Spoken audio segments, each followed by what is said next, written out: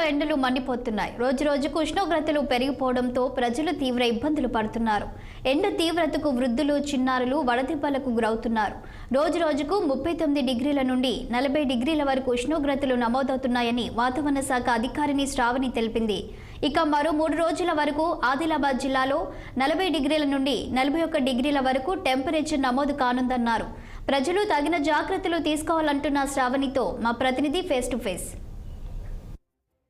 రాష్ట్రాలలో గత ఏడాది కంటే ఈ ఏడాది మాత్రము ఎండలు ఎక్కువగా ఉన్నాయని కూడా ప్రజలైతే ఎండలకు ఇబ్బంది పడుతూ ఉన్నారు.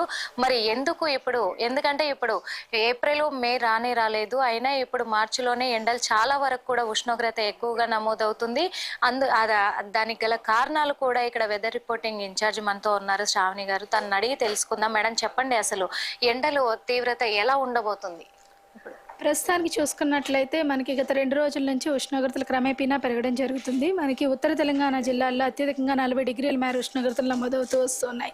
ఉత్తర తెలంగాణ జిల్లాలో ఆదిలాబాద్లో మనకి 40.8 డిగ్రీలు, అలాగే నిజామాబాద్లో 40.6 డిగ్రీలు అత్యధికంగా పగటిపూట ఉష్ణోగ్రతలు నమోదవడం జరిగింది. రాష్ట్రం మొత్తం మీదుగా సగటున 38 నుంచి 39 డిగ్రీల మేర ఉష్ణోగ్రతలు నమోదవుతూ ఉన్నాయి. అలాగే మనకి వచ్చే 3 రోజుల్లో కూడా ఇదే విధంగా నమోదయ్యే అవకాశం ఉంది. అలాగే ఉత్తర తెలంగాణ జిల్లాల్లో మనకి 1-2 జిల్లాల్లో కూడా కొద్దిగా 40 డిగ్రీల కంటే అత్యధికంగా ఉష్ణోగ్రతలు నమోదయ్యే అవకాశం కూడా కనిపిస్తూ ఉందండి. ఇప్పుడు గత ఏడాది కంటే కూడా ఈ ఏడాది ఎక్కువగా ఉన్న ఎండలు అంటున్నారు. ఏదన్నా వాతావరణము వల్ల ఇలాంటి మార్పులు వచ్చాయి అనుకోవచ్చా, లేకపోతే ఏంటి? ప్రస్తుతానికి మనకి సాధారణం కంటే 1 డిగ్రీ అత్యధికంగానే ఉష్ణోగ్రతలు నమోదవుతూ వస్తూ ఉన్నాయి. ముఖ్యంగా గత 2 రోజుల నుంచి చూసుకున్నట్లయితే ఎండ తీవ్రత అనేది కొద్దిగా పెరిగిందనే చెప్పుకోవచ్చు. ముఖ్యంగా మనకి ఉత్తర తెలంగాణ జిల్లాలు, అలాగే మధ్య తెలంగాణ జిల్లాల్లో కూడా కొద్దిగా వేడిమి వాతావరణం అనేది ఎక్కువగా పెరిగింది. ఈ వేడిమి వాతావరణంతో పాటుగా మనకి హ్యూమిడిటీ కూడా, అంటే ఆర్ద్రత కూడా దాదాపుగా 40 నుంచి 70% మధ్యలో ఉండడం వల్ల కొద్దిగా వేడిమి అత్యధికంగా కనిపిస్తూ ఉంది మొత్తం 2 తెలుగు రాష్ట్రాల్లో కూడా. ఓకే, ఇప్పుడు ఈ ఎండల తీవ్రత కూడా ఉష్ణోగ్రత ఎక్కువగా ఉంది మేడం ఇప్పుడైతే, కానీ మళ్ళీ ఒక 2-3 రోజులలో ఏమన్నా వర్షాలు పడే అవకాశాలు ఏమన్నా ఉన్నాయంటారా? ప్రస్తుతానికి వచ్చే 5 రోజుల్లో కూడా రాష్ట్రం మొత్తం మీదుగా పొడి వాతావరణం ఏర్పడే అవకాశం ఉన్నందున మనకి ఇదే విధంగా ఉష్ణోగ్రతలు వచ్చే 3 రోజులు కూడా నమోదే అవకాశం కనిపిస్తుంది. ప్రజలు ఎలాంటి జాగ్రత్తలు తీసుకుంటే? దాదాపుగా మనం వేసవిలోకి అడుగు పెట్టేశాము. ఈ వేసవిలోని అంతేకాకుండా ఈ సమయంలో మనకి వేడిమి కూడా క్రమేపైనా పెరుగుతూ ఉంది. వేడిమి పెరుగుతూ ఉన్న దీనికి చాలా కారణాలు ఉన్నాయి. మనకి గ్లోబల్ గా చూడొచ్చు, మనకి రీజనల్ గా కూడా మనకి ఉష్ణోగ్రతలు క్రమేపీనా పెరగడం, వేడిమి వాతావరణం పెరగడం వల్ల ముఖ్యంగా ఈ వేడిమి దాదాపుగా మనకి అత్యధికంగా మనకి ఉదయం 11 గంటల నుంచి మధ్యాహ్నం 4 గంటల వరకు కూడా ఇదే వేడిమి మాత్రం కొనసాగే అవకాశం అయితే కనిపిస్తుంది.